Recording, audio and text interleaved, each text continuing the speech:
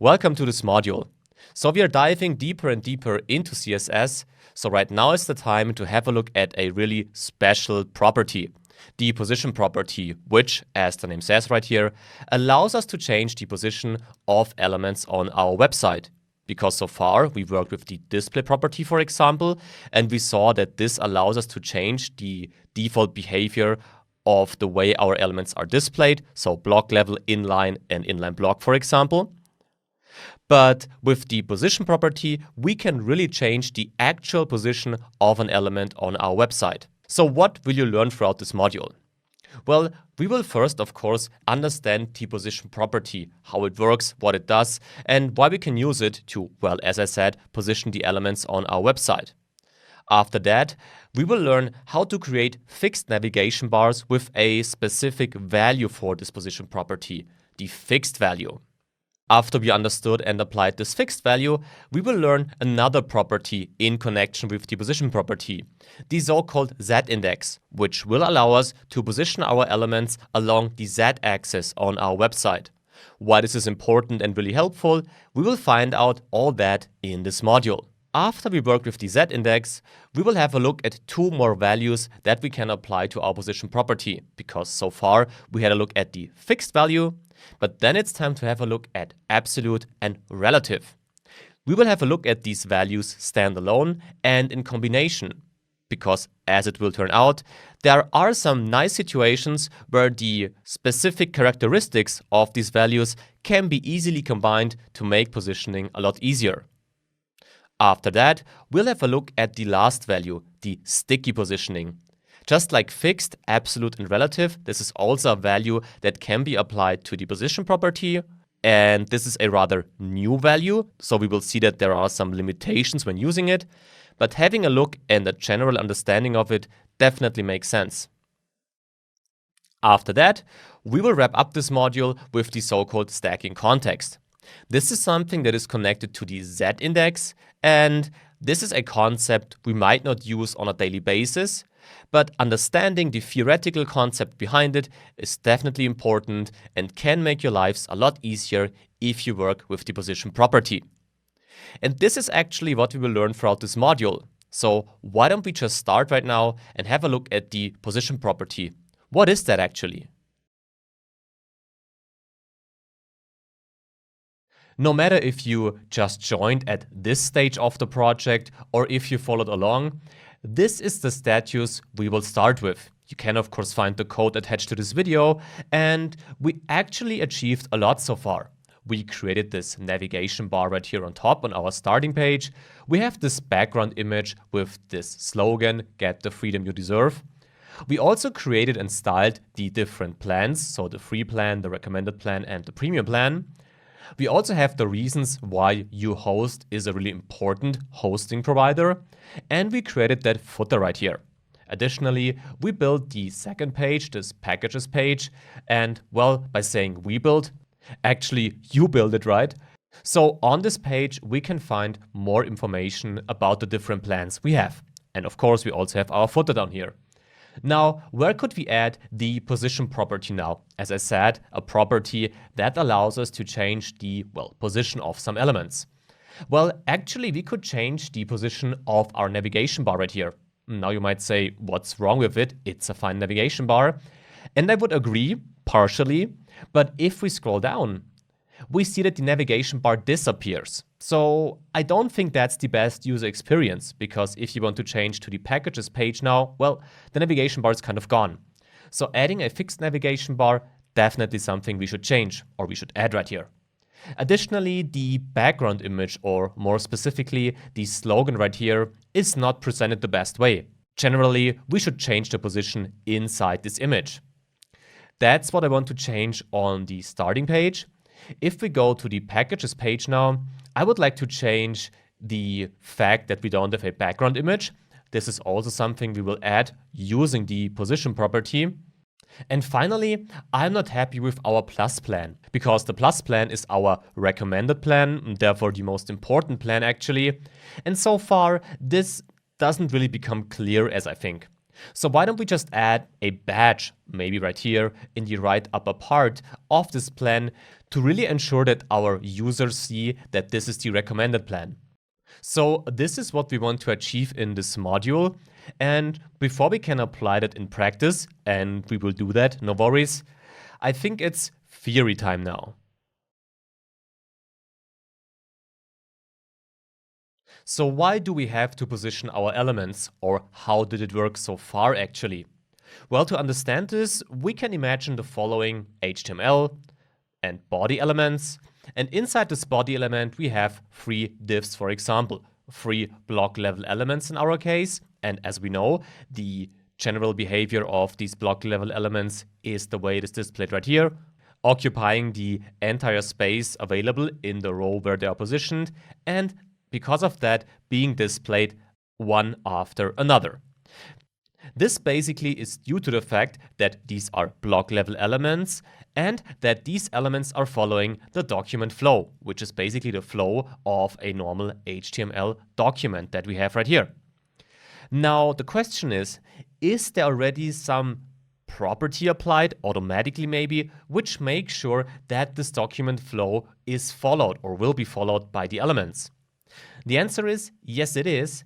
The position property is applied automatically or by default in our HTML code. Specifically, a value for this position property of static is applied. As I said, this is the default value. So if you specify nothing, this is what happens. And this will basically lead to the case that we saw so far on our website, and also to the situation that we can see on the left. So basically, everything works as intended. Now, there might be situations where you want to change this normal document flow of your elements. What could that mean? Well, for example, it might be the case that you want to position this first div right here in the right upper part or right upper corner of the HTML element. Or you might want to position the second div in the left upper corner of the body element. Now, that's of course just some examples. Basically, you could want to position any element on more or less any position on your website. Now, this is actually possible, but not with this default value. For that, you have to specify a position property with a value of absolute, relative, fixed, or sticky. Now, sticky is grayed out right here because sticky is a rather new value for this property, and therefore the browser support is not the best. Nevertheless, we'll of course have a look at it and see how it works. But the general takeaway of this slide is that we need the position property in combination with a value different, that's really important, different from the default value, which is static, to be able to change the actual position of our elements on the website. That's not everything, of course, because with these values, we just specify that we want to change the position. But we, of course, also have to specify how we want to change the position, so where these elements should be displayed. For that, we must think about some additional concepts. To understand these concepts, we can again imagine our website like this, and now focus onto this element right here. Because let's say that we applied the position property for this element with a value that is not equal to static. Keep that in mind already. Now with that, we basically told our element, hey, come on, move to another position. And now the element probably asks, okay, but where should I move to? And for that, we have four different options. We have top and bottom, and we have left and right. Now, of course, we could also use these in a combination, like top and left, bottom and right, or maybe all of these, depending on what you want to achieve on the website. The important thing is that with these properties, these are all properties, so top, right, bottom, left. With these properties, you change the position of the elements in your document flow. That's important. So these properties refer to the initial position in the document flow. That's the first thing. But there is one other important concept that we have to understand. Because if we apply top 20 pixels now to our element right here, well, what does this mean? What do these 20 pixels top refer to? Well, there are different options. One option would be that this declaration refers to the element itself. What does this mean? Well, basically it says, please take the current position of my element and move it up by 20 pixels. One option that we could have, and we'll have a look at that, of course. Another option could be, though, that the 20 pixels refer to a distance, for example. So let's say it should be 20 pixels from the top of our viewport, or of our HTML element, of our body element, or of more or less any other element. So as you can see, we have a lot of options right here, and all these options refer to the so-called positioning context. So this basically means, what does my positioning change that I want to achieve refer to? So that's the pure theory.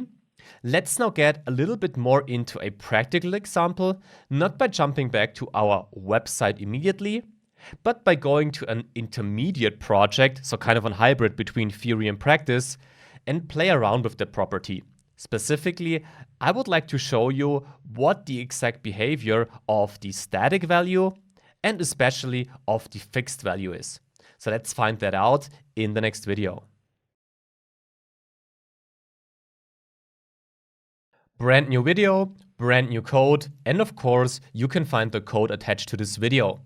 Now, as you can see, unfortunately, this website is not as spectacular and as beautiful as our course project, but it will help us a lot to understand the general behavior of the position property.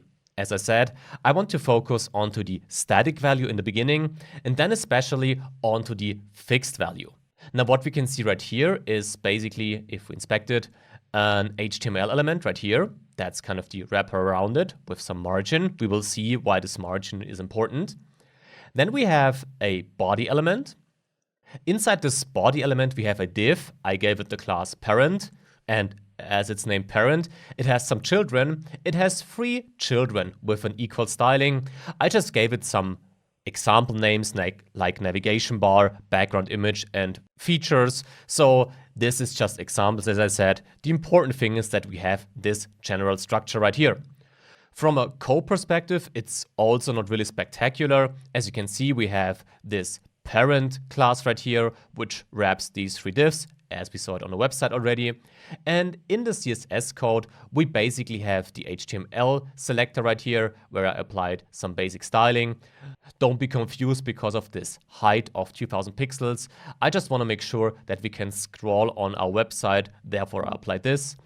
And then we have the body with also some default stylings applied. You know all these properties already. And the same thing is true for the parent, so this wrapping div that we have, and then the 3 divs inside our parent element right here, or our parent class right here, also with some basic styling.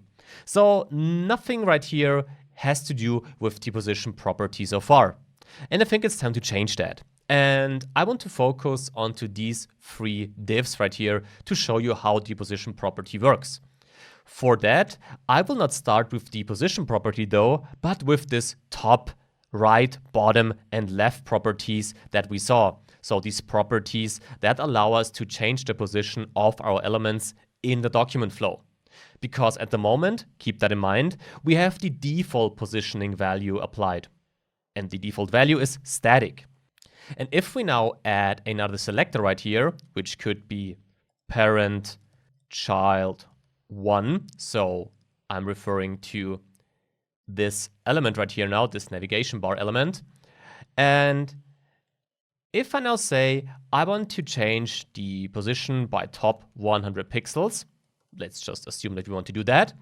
And if I reload the page, you can see that nothing happens. And that's the first important thing. All the positioning changes we want to apply right now are only possible if you apply a value that is different from static, so different from the default value. Keep that in mind.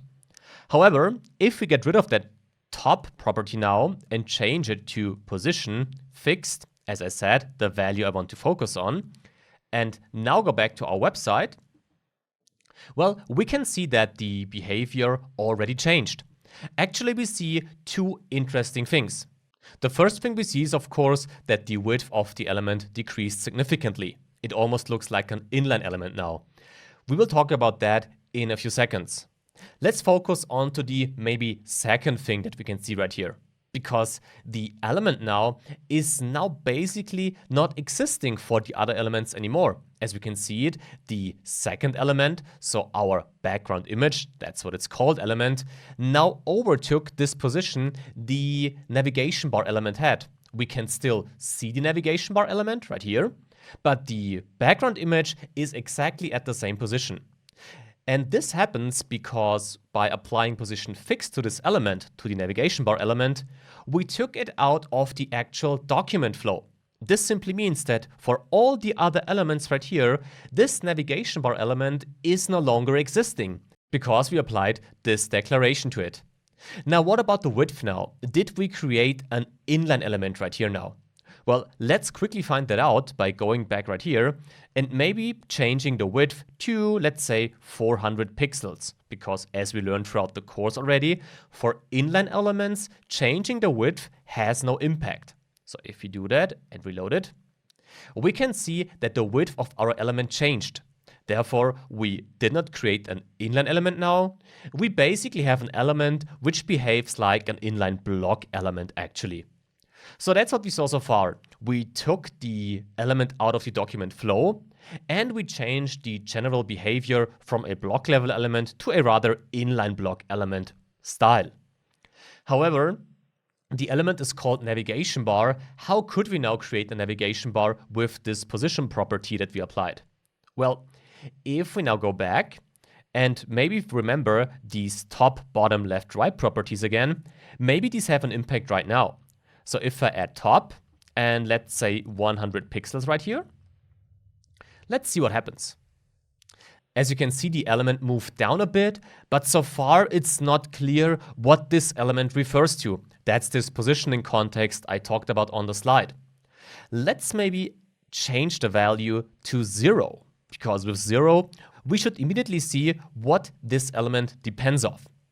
As we can see, the element basically seems to be sticked kind of near the border of the HTML element. But kind of. It doesn't exactly fit. Let's go back right here and let's now remove the margin from our element. Maybe this makes things clearer. Let me reload that. And I think now it becomes evident. As you can see, the navigation bar is not dependent on the HTML element. So right here, this is the HTML element. But if we scroll down, we can see that this element now basically has the viewport as the positioning context. So basically, the position of this element only depends on the viewport. I can prove this to you if I go back and change top to bottom, for example. Oops, not like that, like this. So if you have a look at it right now, you can see that now this bar is sticked to the bottom. Same thing can of course be applied if we change it to left or right. So the important thing now is that this now always refers or relates to the viewport. And that's of course really cool, because if we use that knowledge now and not only at left 0, but also top 0, then we can see that we have this navigation bar already added in the left top part of the screen. And if we now also increase the width to 100%, because we would like this navigation bar to occupy the entire space available, like that, well, then this should look fine. And it actually does, but right here we have a problem, because we can see that the border is kind of located outside of our viewport. Now, we had such an issue already. Do you know how we can solve this now? Well, you probably know. We can simply add the box sizing with a value of border box right here. Max already explained that to you, so if we now reload the page, we can see that our navigation bar is positioned perfectly and always sticks to 100% of the width of our viewport. So that's how easy it is to add a navigation bar, a fixed navigation bar, to our website. Before we apply it to our project though, there is one more thing that I would like to show you. Because I talked about inline elements already, and so far we only used block level elements. What would happen now though if I change the div, so the navigation bar div, to an inline element, a span for example? Let's quickly do that right here. So we will change the div to a span right here and right there. I'll just change this one because, as I said, this is the one that, well, is our navigation bar. And now I will change the div right here also to a span because I want to have this background color right here also on the span.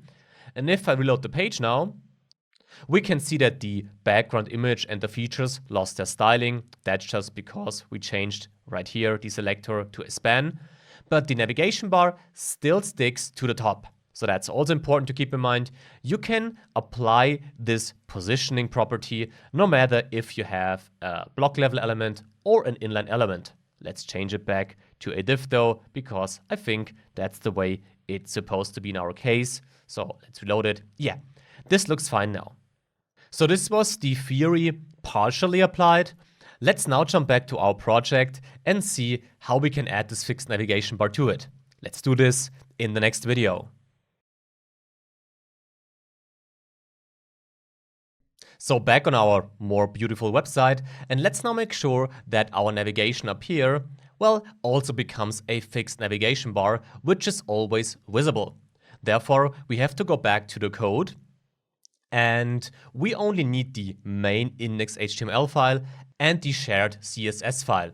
We need the index.html file because I want to show you that we have to work on the header right here, because in this header we have our navigation, and specifically we have to work on the class main header because this class includes our brand name, uhost, and of course also the classes with the packages, the customers, and the start hosting button. Now, as I said, we need to go to the shared CSS file because the navigation bar will be displayed on all pages on our website.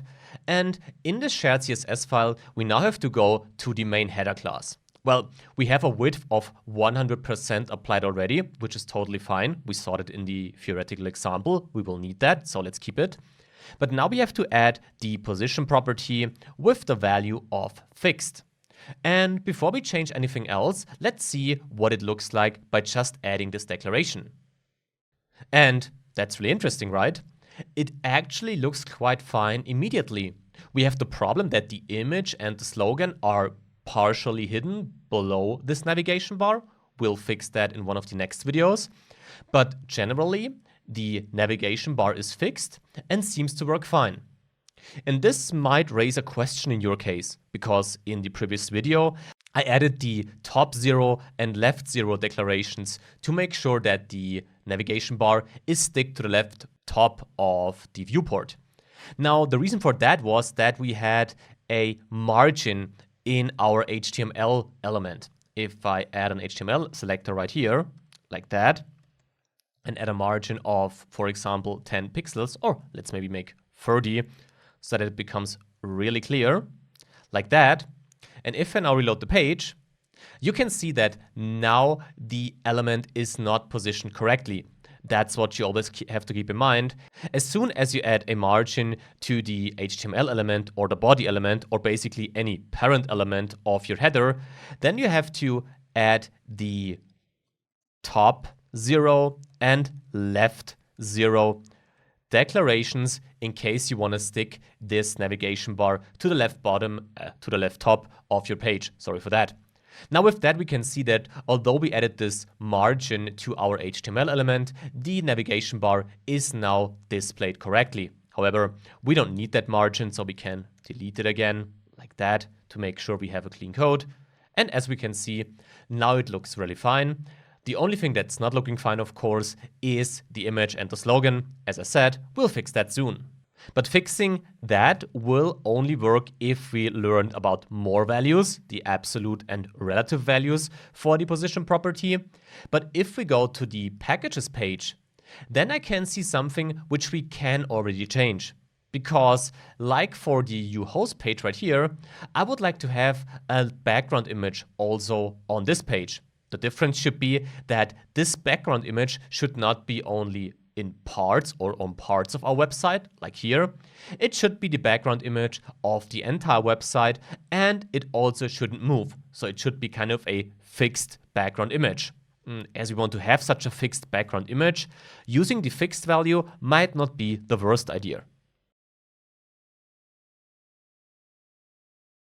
So our navigation works fine also on the packages page, but now we want to add a background image to this page right here. For that, we have to go back to our code and open two files. We have to go to the packages folder and open this index.html file right here and the packages CSS file. So both files that are inside this folder basically. Now, as we want to add a background image right here, we first need an element that contains this actual background image.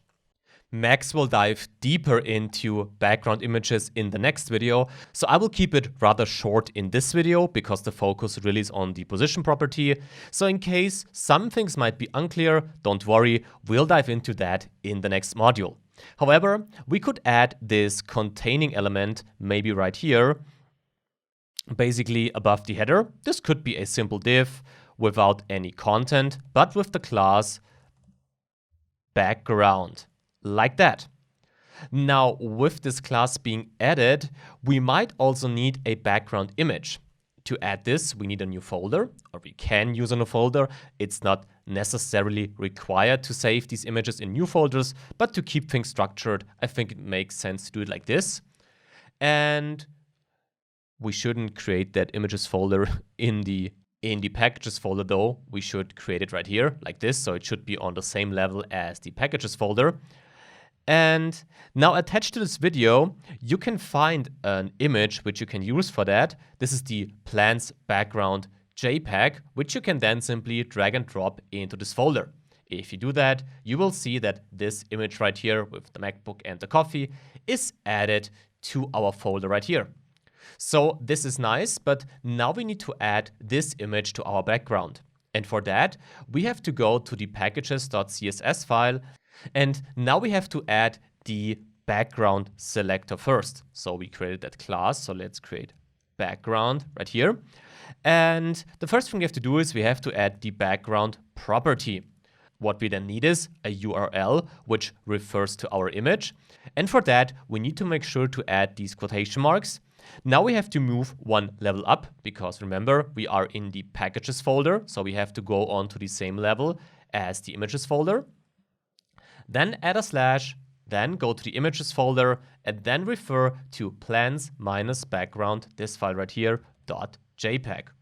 plans-background.jpg. Like that. And don't forget about the semicolon. If you now go back and reload the page, we can see that not a lot changed apparently. So let's go back and let's maybe add a width of 100% and also a height of also 100%. If we do that, maybe this helps, let's see. Then we see that this is also not working. Let's maybe try pixels then. As you can see, without the position property, this is not really a nice thing to do. So let's maybe add a width of 500 pixels and also a height of 500 pixels. So let's see what happens then. If we do that, yeah, we can see that we now at least got an image, but as we can see, we have issues with the percentage values, and the image is of course not being displayed completely because of the pixels we added. And more importantly, we can see why the position fixed declaration might be helpful right here, because the image on the starting page was part of the actual document flow. It was positioned above the other elements right here. But on the packages page, the image should be positioned, well, behind our actual content on the website. Therefore, doing it like this will not make us happy. Therefore, let's go back and let's now add the position property with the fixed value right here. If we do that and now reload the page, yeah, then we can see, as expected hopefully, that it kind of works. Because as we learned already, with this value, we take the image or the element out of the actual document flow, and therefore it doesn't exist for the other elements, and because of that, it is positioned, well, at the moment above the other elements. We will fix that soon, but generally, we're coming closer to where we want to be. Now we can go back and also change the height and the width to 100% right here, like this and like that. Let's see if it works now. And as you can see, the image indeed covers the entire viewport, so that's basically working now. But if I now increase the width, well, we can also see that the image is not correctly sized. At the moment, the image is just displayed in its original size, and as the viewport is smaller, well, the image could actually also be a bit smaller. However, we will dive deeper into background sizing in the next module. Therefore, for the moment, we will keep that solution and continue our work. The important thing for the moment, though, is that we added this background image, but it's called a background image, but somehow it is displayed in front of the other images. And that's actually not the way it should be displayed.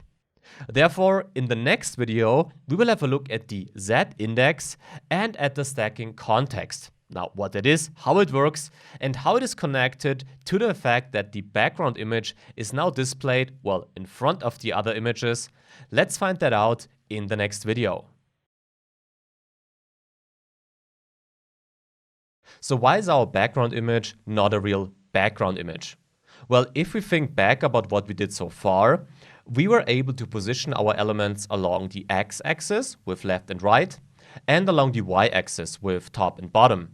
Now, as we can see right here, we also need a possibility to position our elements along the z-axis. Now, the great thing is that we can do this in CSS, and for that we need a new property, the so-called z-index. Now, before we apply the property, there are some important things we have to understand first. For that, let's go to our code and let's go to the package class right here. Because as I said, the z-axis position can be changed by adding a z-index. So that's the property we need. This property has different values. By default, every element on our website has a value of auto applied for the z-index.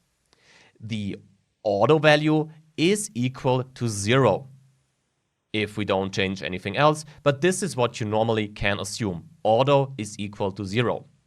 And this 0 now defines the starting point from a y-axis perspective for the elements on our website. This means if you want to position an element above this package class, then you could simply apply a z-index of 1, of 2, of 10, of 100, it doesn't matter. If you want to position an element below this class, then you can add -1, -100, and so on. I think you saw the pattern. But, here comes the but, adding a z-index to elements which don't have any position property applied, and by that I mean a position property with a value different from static, for these elements the z-index doesn't have any impact. So I could add z-index 100 right here. If I go back and reload the page, still the background image would be on top of all the other elements. This means this default style for the elements without any position property is just there, and it's important to know that it's basically equal to 0. But if you want to change it, you have to apply the position property. Now the good news is that we have an element, actually 2 elements, with the position property applied, and one would be the background image right here.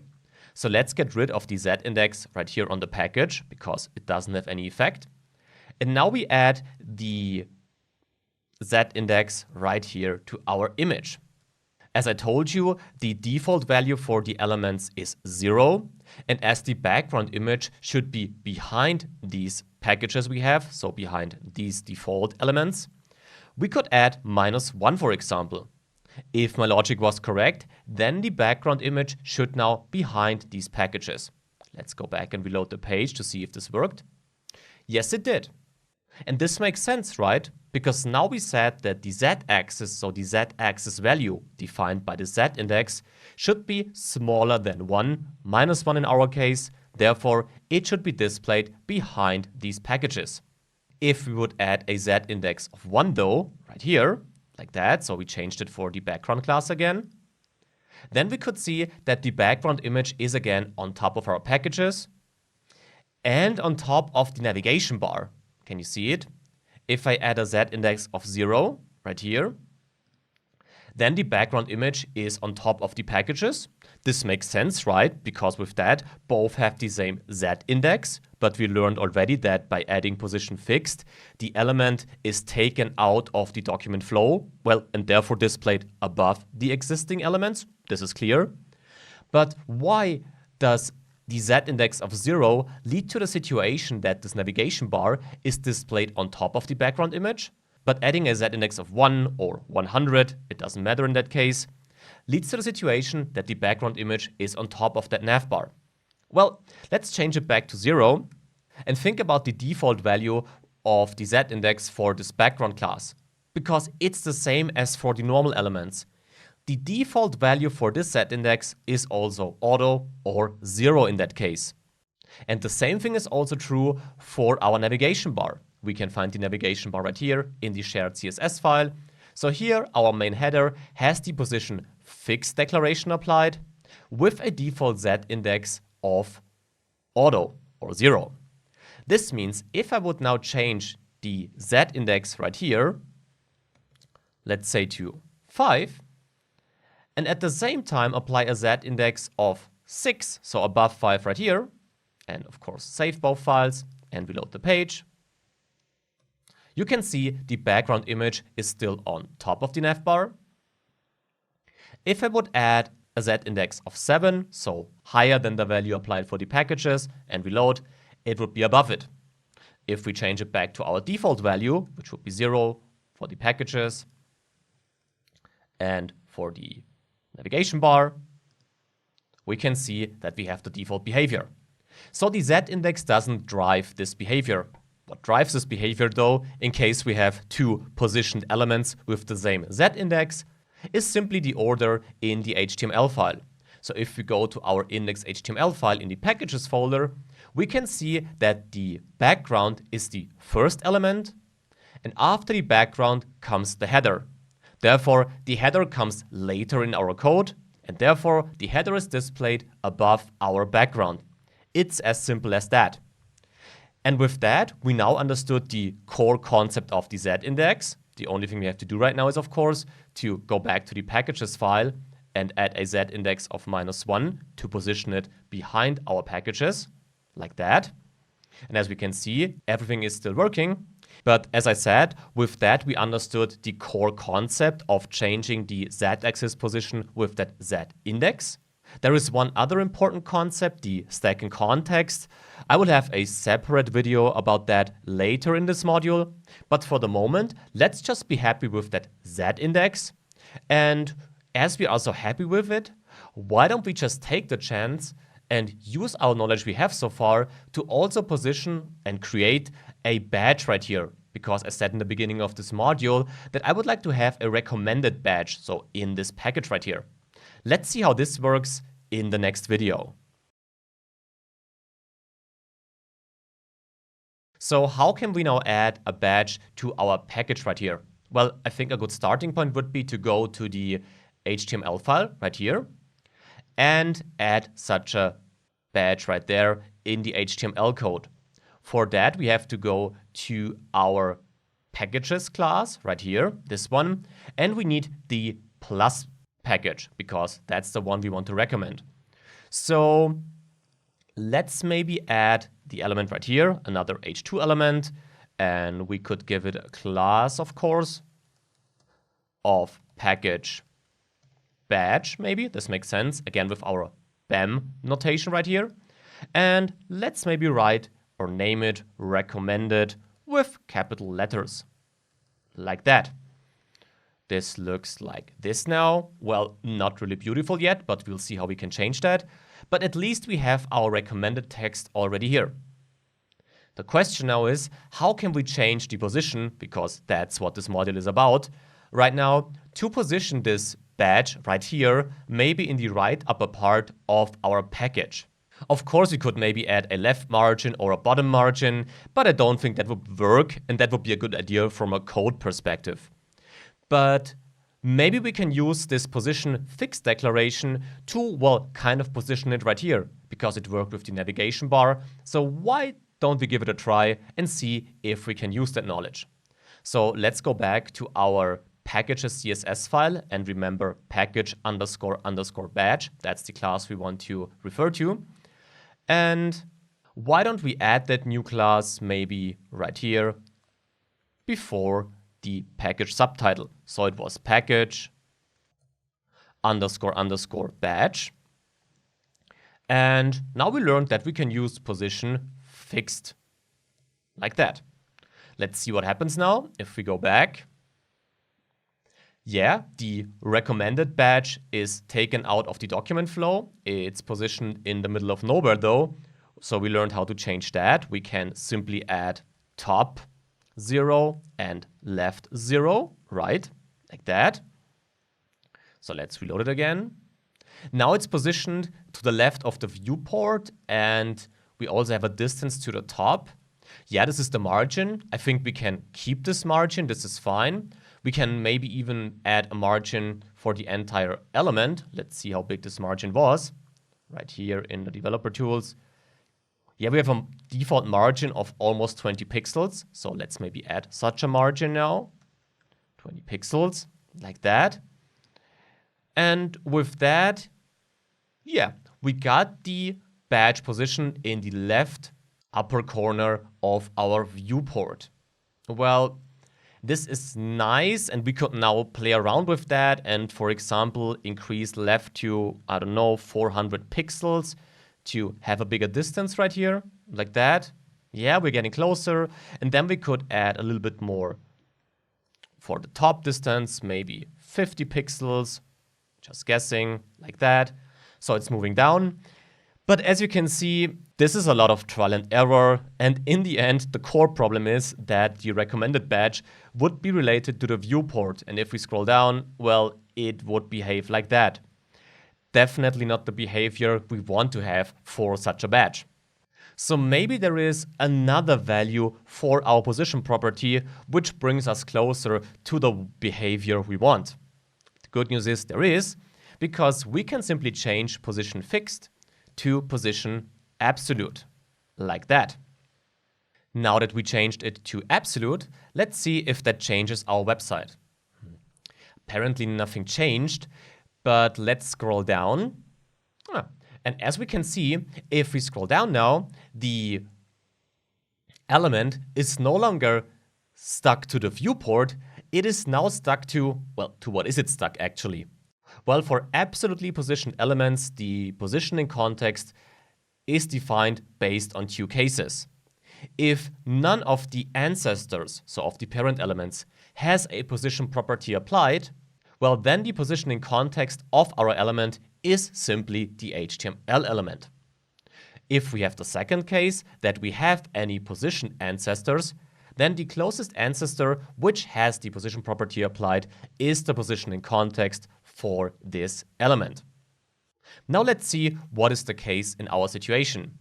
If we simply change top 50 pixels to top 0 once again, like that, and reload the page, well, we can see that our element apparently is stuck to the HTML element, because that's actually the element that wraps the entire website.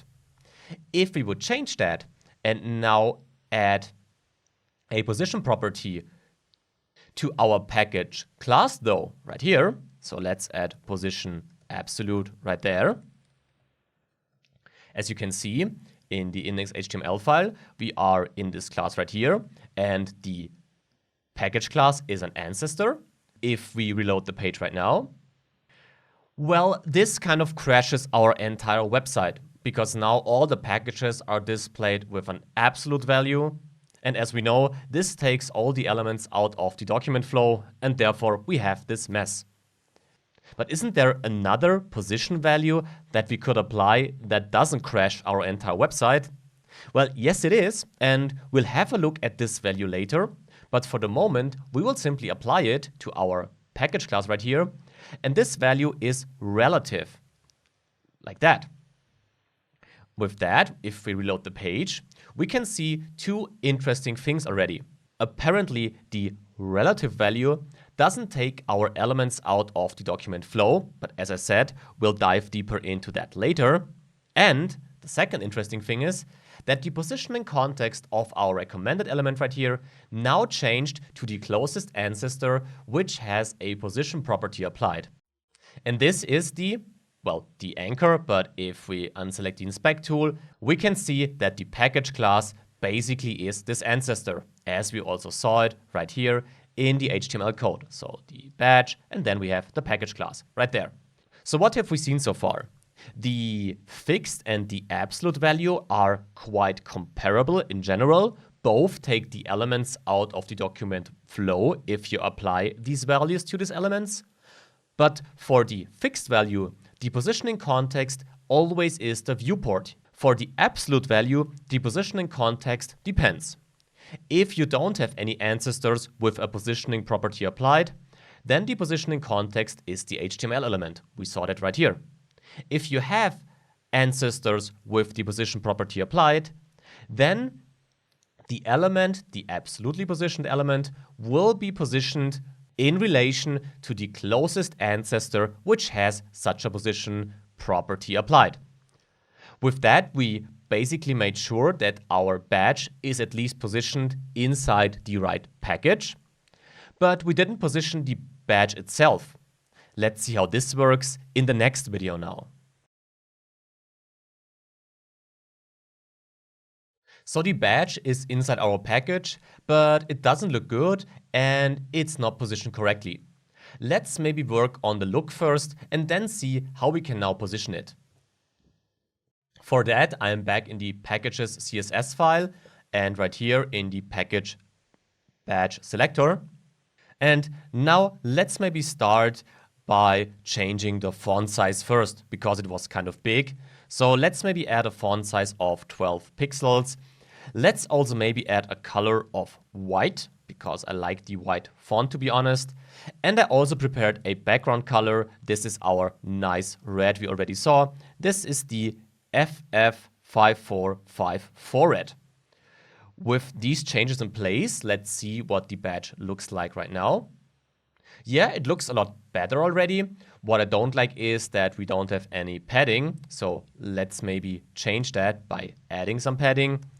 Maybe 10 pixels, or let's maybe say 8 pixels, not that big. Let's see if this helps improving the look. Yeah, it looks a lot better already. The general style is fine with that. What I don't like though is the position. But as we learned how this works now, we have the absolute position, but we are in the positioning context of the package. So we could simply say that we don't go to the left, but to the right. So we specify the distance from the right to our element. And why don't we just use something like maybe 40 pixels? Let's see what this looks like. That's a bit too far because we still have our margin. So actually, we could also get rid of that distance in total and simply add a distance of 0. We can also specify that like this. And with that, the margin specifies the distance we have for our recommended badge right here. And with that, I think we already achieved a lot. Our badge is now positioned correctly inside our package. It is positioned in the right package. The problem though is that if we scroll down now, we can see that our package is above our navigation bar. But we know how to fix this, right? If we go back and have a quick look at our shared CSS file, we can see that the main header has a z-index of 0. If we change that to 1, for example, so above the standard, then we can see that if we reload the page, that the navigation bar stays on top and our package scrolls smoothly below it. With that, our project looks quite cool actually, and we understood fixed and absolute positioning. We also had a quick look at relative positioning. But as I said, there are some more details that I would like to share with you about this relative positioning. So let's have a look at that in theory in the next video. So what can we do with this relative positioning now? Attached you can again find this starting code right here. This is actually the same code we had to get a better understanding of the fixed positioning. And as we know the code, as you can see right here, it's the same we had before. Why don't we just start and add the relative position to our first child, so to this navigation bar right here? Well, let's do that by adding the parent class selector and now child1 class selector again. And now I want to add position relative, like that. If we do that, and you saw that already in the project, nothing changes basically. The element stays or behaves the same way it did before when we didn't apply that value. We saw though in the project also that with this position property, we can of course change the positioning context of other elements, so of children of this element. But as we don't have any children right here, there is not a lot that we can change right now. But the cool thing is that if we now go back and add, for example, top, let's say 50 pixels and left 50 pixels, like that, then we can see that the element suddenly moves. And why is this happening? Well, we saw for the fixed and absolute values that the elements are taken out of the document flow and then positioned relatively to the viewport, or as we saw it, to the HTML element or to the closest ancestor which has the position property applied. For the relative value, this is different because the positioning context is the element itself. And at the same time, the element is also not taken out of the document flow. So what basically happened right here with our element is that we moved it down from its initial position, which was right here, by 50 pixels from the top and then 50 pixels from the left. That's really important. With the relative value, you simply push your element from the current position down from the top by 50 pixels and from the left by 50 pixels. So if you would apply right 50 pixels now, let's do this quickly, like that, and reload the page, then you can see that the element moves from the right to the left by 50 pixels. So that's important to keep in mind. For the fixed and absolute values, the top, left, bottom, and right properties specify a distance to the parent element basically, so to the containing block. But for the relative positioning, this simply defines how this element should move from the current position. And as we can move the element basically wherever we want to, so we could also add top 300 pixels right here. Well, this can lead to the following situation. We basically move the relative element right here out of the actual parent, so of our, well, parent class right here. Now, you might want this behavior, but there are probably situations where you say, yeah, I want to move my element a little bit to the left, to the right, to the bottom, wherever, but I want to make sure that it doesn't leave this parent, or at least that it's not visible anymore as soon as it leaves the parent element right here. Now, in the next video, I will show you how you can quickly solve this issue, but also a problem that you can have depending on the element type your parent has. So we saw how relative positioning works, and we also saw that we can move our element out of the parent. Now, to avoid this behavior, we can simply go to our parent element with the class parent right here, and now add overflow hidden, because this will exactly do what the property already indicates. It will hide the element once it's outside of our parent, like this, as you can see it. If we would reduce the top distance now, maybe to, I'm not sure, this is like trial and error, maybe 180, something like that. Let's see. Yeah, we can see it already. As soon as the element moves out of the parent element, it's invisible. This can be a behavior you want or not, but at least it allows you to make sure that you don't place elements anywhere on your website. Now, there is one problem though. I mentioned that in the last video.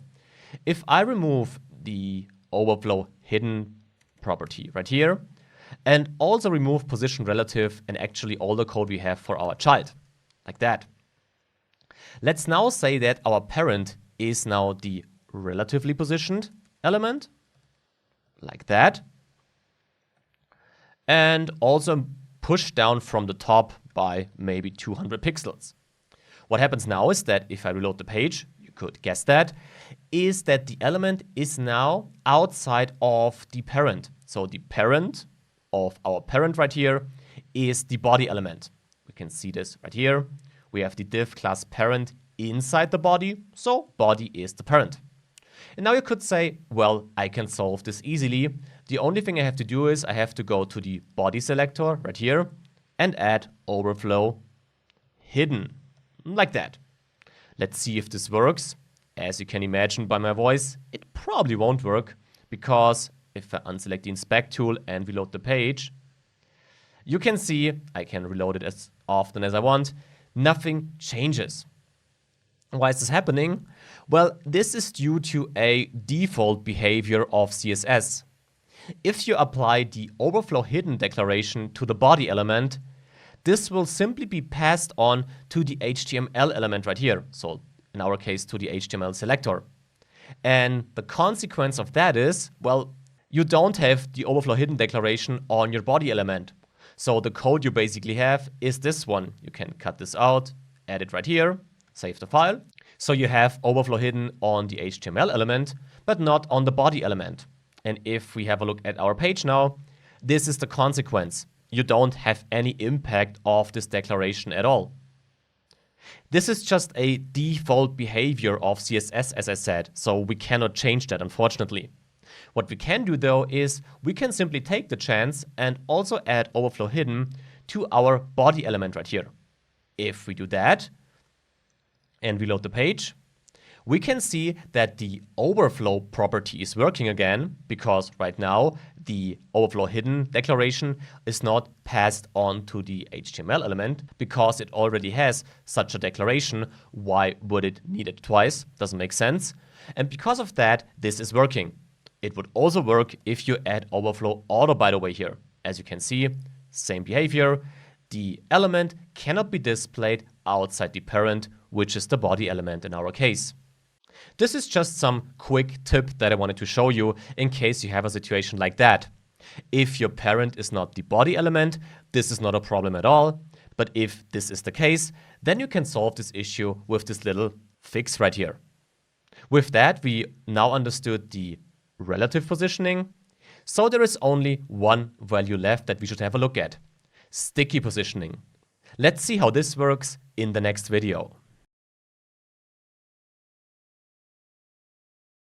Let's have a look at sticky positioning. For that, I prepared another example for you. As always, you can find the code attached to this video. And what we can see right here are basically three different elements. We can inspect it right here. We have three parent classes. And inside these classes, we have a class country with the country and two cities, two separate classes again. If we scroll through that page, we can see that there is nothing spectacular actually. The code itself is also quite easy, as we saw it. We have the HTML code right here with our 1, 2, and 3 parent classes, and the 3 classes inside of each parent. Additionally, we have some CSS code. You can see the code I commented out right here, because it's basically the same code we had in the other examples right here. And I wanted to comment it out first to improve the readability for this first example right here. But as soon as we dive deeper into Sticky, I will comment this in just to make sure you can see all the relationships, so child, parent, and so on. Now with that, let's start adding this position sticky declaration now. And I want to add position sticky right here to the parent country selector. And I don't explain a lot on purpose, because I first want to show you what it does and then why it is doing what it does. So let's add position sticky right here to our country. Basically, we added it to this class right here now. If we now reload the page and scroll around, nothing changed. But if we now add another property, a well-known property, top, and say maybe 20 pixels, let's see if this changes the behavior of sticky. If we reload again and now scroll down, oh, what was that? Can you see it? The USA, so the country element, doesn't move in the beginning, you can see it, but as soon as it touches a certain limit apparently, it moves downwards and behaves like a fixed element. Oh, but here it ends.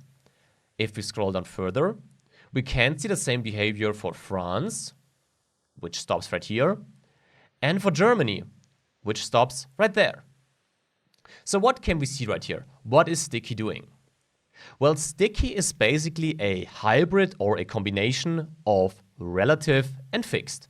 Because if we now again remove top 20 pixels, we saw that, and reload the page, nothing changes. So we basically added a position property, which doesn't change the position in the document floor or which changes the position of the element at all, like relative does.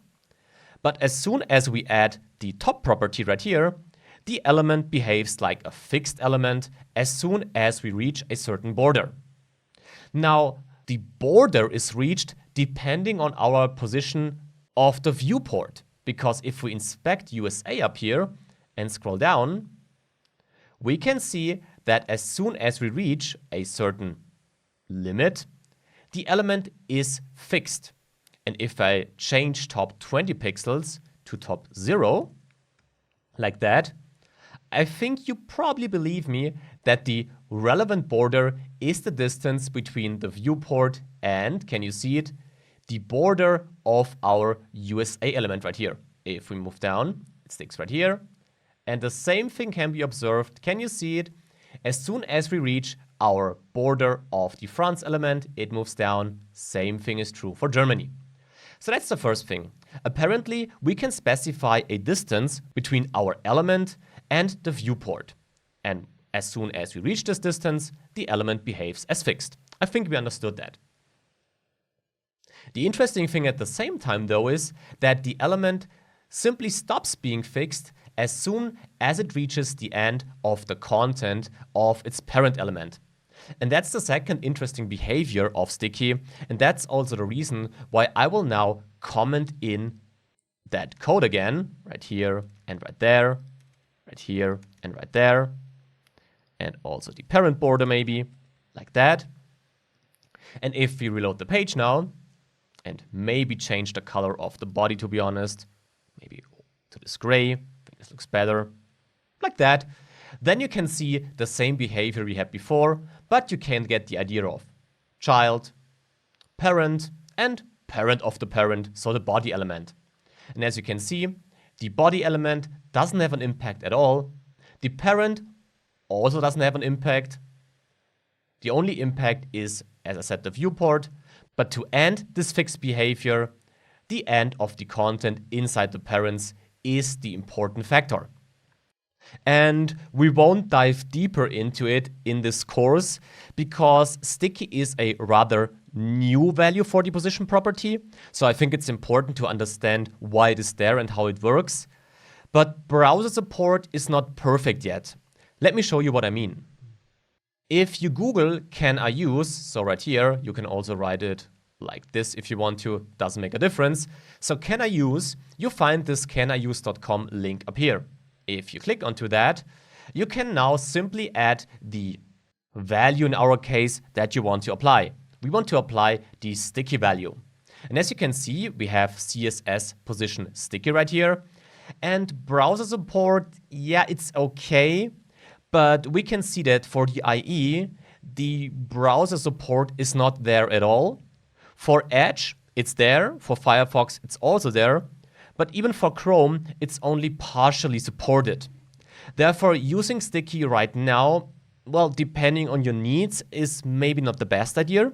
But as this browser support might improve or will improve in the future, knowing sticky and also having a basic idea of how it works is definitely helpful. But with that, I want to end the sticky part and Before we also finish this module, I want to come back to a topic I quickly talked about when we applied the z-index, the stacking context. What's that actually? So what is this stacking context? For that, we have another code example right here.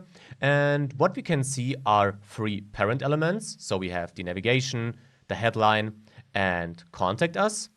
And inside the headline, we have three children, image 1, image 2, and image 3. From a code perspective, this looks like this. We have on the HTML side, of course, the class for navigation and for headline. As I said, inside the headline, we have the three images, also referred to as classes. And we have our contact us div down there. On the CSS side, we basically have some general styling applied to all these elements. The really important thing, though, is that we applied position fixed to all parent elements right here.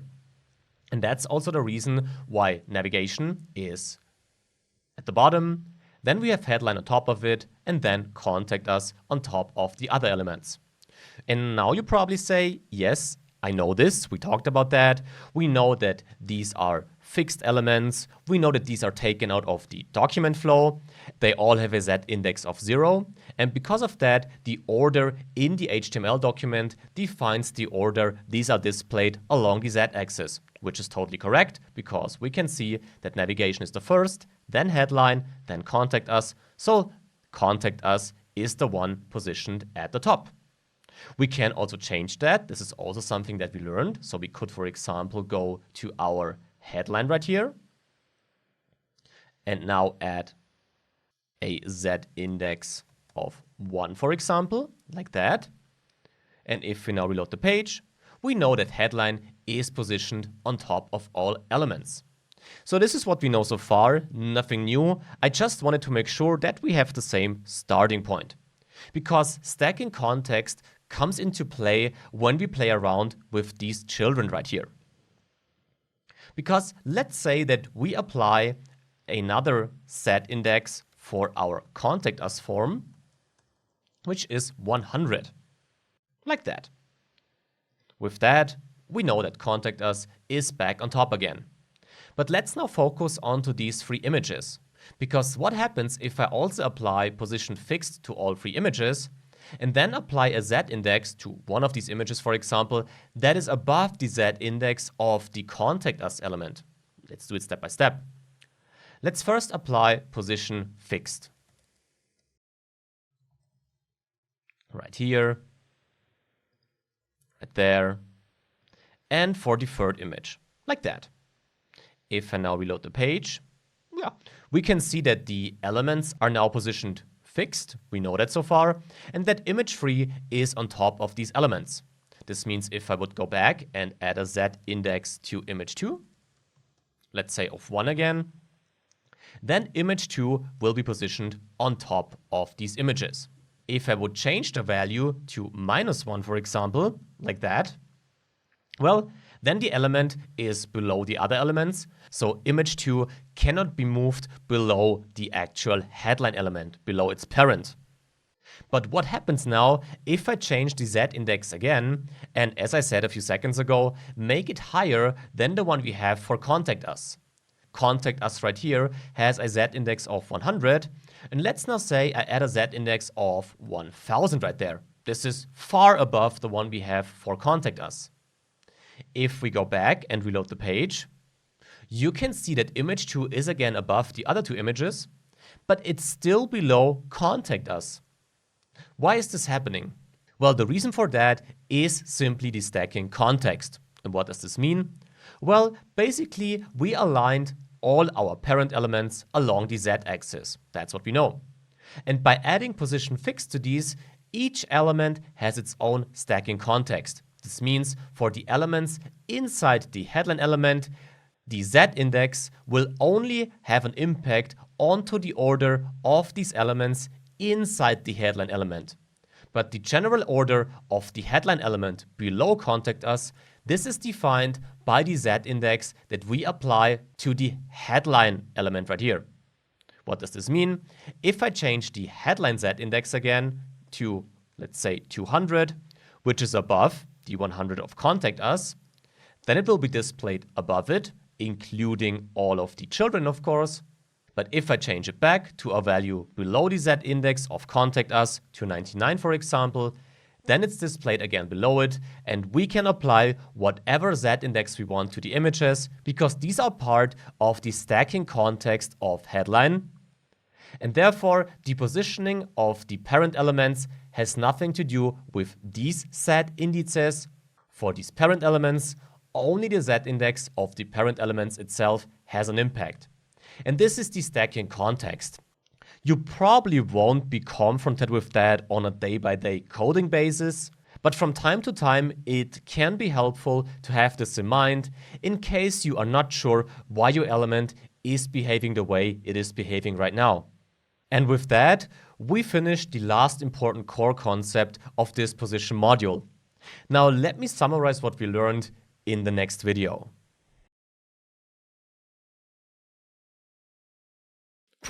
That was a lot of work, but I think now we are able to work with the position property. Let me summarize what we learned throughout this module, because the first thing we learned is that we have this position property. The position property has a default value, which is applied to all elements on our website, and this is the static value. But we can also apply values on our own. These values are fixed, absolute, relative, and sticky. Sticky is this more recent value though, which is not perfectly supported by all browsers yet, but still it's something to keep in mind for the future. We also saw that we have a so-called document flow. This basically describes the default positioning behavior of our HTML elements. We can change this default document flow by adding the position property. And depending on the value we applied, we can see it in the first box, so fixed, absolute, and so on, the elements are either part of the document flow, for example by adding relative to it, or will be excluded from this document flow, for example by adding the fixed value to our position property. We also saw that we can move our elements after we added this position property. There we can use the top, bottom, left, and right properties in combination with values like pixels or percentages, for example. In connection with that, we also saw that the positioning context is a really important concept to understand why our elements actually move where they are moving. Because this positioning context defines the anchor point for the actual position changed. And depending on the value applied for the position property, the positioning context changes. For fixed values, the viewport is the positioning context. For absolute, another element is the positioning context. This can either be the HTML element, or if we have any ancestors which have a position property applied, this closest ancestor will be the positioning context. We also have the element itself as a positioning context. This is the case whenever we apply the relative value for the position property. And we have the viewport in combination with another element if we apply sticky, this rather new value as a value for the position property. We also saw that we have a z-index, which allows us to also change the position of elements along the z-axis, because so far we only move the elements along the x or the y-axis.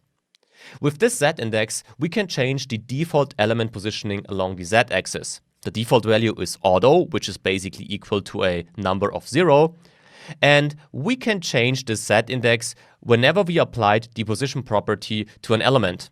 What we also have to keep in mind is that larger values will position our elements on top of other elements, lower values will position it below them. So an element with a z-index of 5 will be positioned above an element with a value of -1, for example.